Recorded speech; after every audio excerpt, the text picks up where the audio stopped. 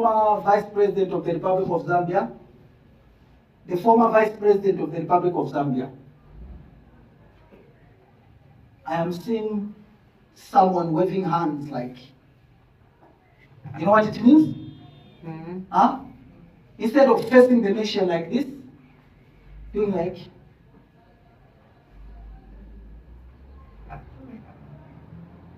the former Vice President of the Republic of Zambia. This is the former Vice President of the Republic of Zambia. Let's pray for our nation, Zambia. Let's pray for our nation. Zambian President Hakainde Hichilema has accorded former Vice President Guy Scott a state funeral. Scott served as acting president after the death of President Michael Sata in 2014. Scott died aged 82 at his farm in Leopards Hill outside Lusaka yesterday. His passing comes as Zambia heads into a crucial election campaign ahead of next month's polls. The government has honoured him with a state funeral, even as uncertainty continues over the burial of former President Edgar Lungu, who died in South Africa last year. Bati Chagachino, they salute me when they see me. They say, "Oh, Vice President."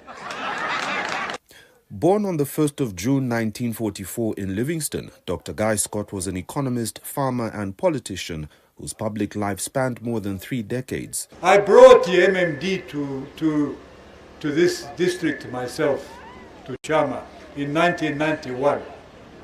I came here through Lundazi, where I met William Banda, and I came to Chama, and we brought MMD to Chama. His political career took him from parliament to cabinet, then to the vice presidency, before he made history in 2014 as Zambia's acting president following the death of President Michael Sata.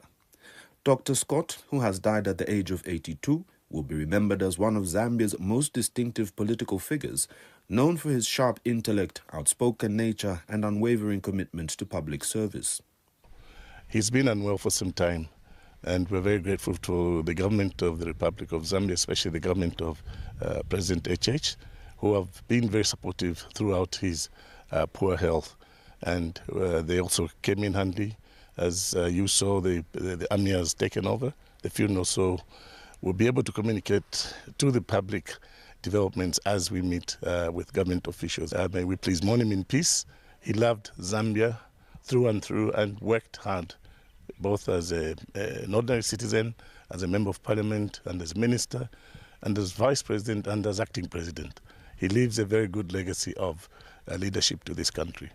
Having entered politics in 1990 when he joined the Movement for Multi-Party Democracy, Dr. Scott became chairperson of the party's Agriculture Committee ahead of Zambia's first multi-party elections. When the MMD swept to power in 1991, he was elected Member of Parliament for Mpika Central and appointed Minister of Agriculture, Food and Fisheries. His time in office was immediately tested by the devastating drought of 1992, one of the worst in the country's history. With maize reserves exhausted and shortages affecting much of southern Africa, Dr. Scott led efforts to secure emergency grain imports while coordinating policies that helped the country to recover with a bumper harvest the following farming season. Although his tenure as minister ended in 1993, his political career was far from over. He later co-founded the Lima Party before helping to establish the Zambia Alliance for Progress, reflecting his continued belief in political reform and national development. In 2001, Dr. Scott joined the Patriotic Front, beginning a political partnership with Michael Sata that would define the next chapter in his public life. After winning the Lusaka Central Parliamentary seat in the 2006 general election, he emerged as one of the Patriotic Front's most influential leaders and a trusted ally of Mr. Sata. That partnership culminated in September 2011 when the Patriotic Front formed government and Dr. Scott was sworn in as Zambia's vice president, the first white Zambian to hold the office since independence in 1964. 3 years later came the defining moment of his political career. Following the death of President Sata on the 28th of October 2014, Dr. Scott assumed office as acting president, guiding the nation through a period of mourning while overseeing a constitutional transition that culminated in the January 2015 presidential election.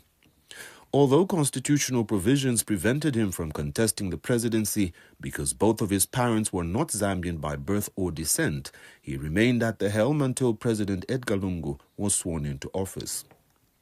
Throughout his years in public life, Dr. Scott earned a reputation as a politician who spoke his mind. His sharp wit, candid observations, and willingness to challenge convention made him one of Zambia's most recognizable and often debated political figures.